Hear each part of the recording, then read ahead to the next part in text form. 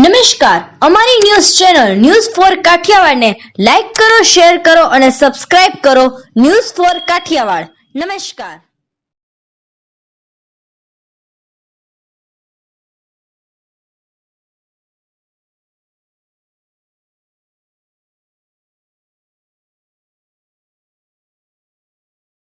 જૂનાગઢના મહાશિવરાત્રિના મેળામાં એક સાધુ દ્વારા સફાઈ કર્મચારી પર લાકડી વડે હુમલો કર્યાની ઘટના સામે આવી છે.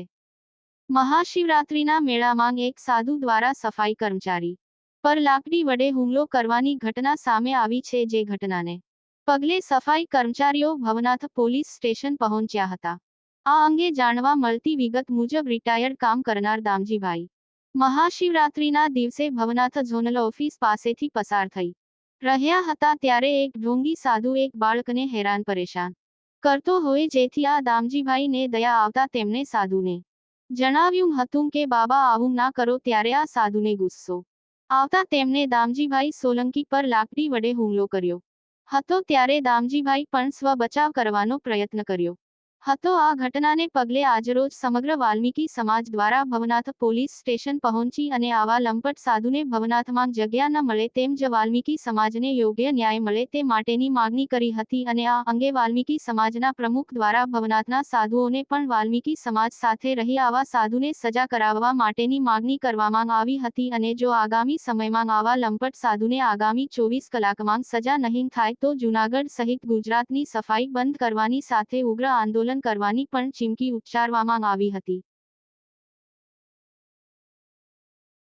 દૂરથી પધારેલા મારા સફાઈ કામદાર ભાઈઓ બહેનો, શિવરાત્રિને દિવસે અમારા સિન્ડિકેટ બેંકની અંદર કામ કરતા અને રિટાયર્ડ જે દામજીભાઈ સોલંકી શિવરાત્રિ સબક જે અમારી મેન ઓફિસ ઝોનલ ઓફિસ પાસે ત્યાં નીકળ્યા હતા. એક ઢોંગી સાધુ એક છોકરાને લાકડી મારતો હતો અને ગળે ટૂંકો દેતો હતો. તો એમને જીવ દયા આવી અને દામજીભાઈ સોલંકીએ એ સાધુને કીધું કે બાબા એ મત કરો. તો સાધુને કંઈ અણગમતું લાગ્યું અને સીધા અમારા વાલ્મીકી સમાજના જે દામજીભાઈ સોલંકી ઉપર લાકડી વડે હુમલો કર્યો. એમની લાકડી ન પકડે તો અમારા દામજીભાઈ અત્યારે ભગવાનના પ્યારા થઈ ગયા હોત પહેલાં હોય છે. તમારે તમામ સમાજના આગેવાનોને બે હાથ જોડીને વિનંતી કરું છું કે આવા લપટ સાધુને અહીંયા ભવનાથની અંદર એમને જગ્યા ન મળે. આવા ચરસી અને કેફી પદાર્થ લઈને ભવનાથની જગ્યાને દૂષણ કરે છે, તો આવા સંત સાધુ એને નામે ખોટા સંત બની અને આવા 302 વાળા 307 વાળા અને બીજા રાજ્યોમાંથી આવી અને આવા યંગ ખોટા સાધુ બની જાય છે. તો પોલીસ તંત્રને અને કલેક્ટરશ્રીને અને ભવનાથના સાધુ સંતોને વાલ્મીકી સમાજ તરફથી હું બે હાથ જોડીને વિનંતી કરું છું કે તમે પણ આજે વાલ્મીકી સમાજનું જે કંઈ પણ અમારા દામજીભાઈ સોલંકીને જે મારવામાં આવ્યો છે, તો તમે પણ અમને હેલ્પ કરો, કલેક્ટરને મળો અને સફાઈ કામદારની સાથે રહ્યો.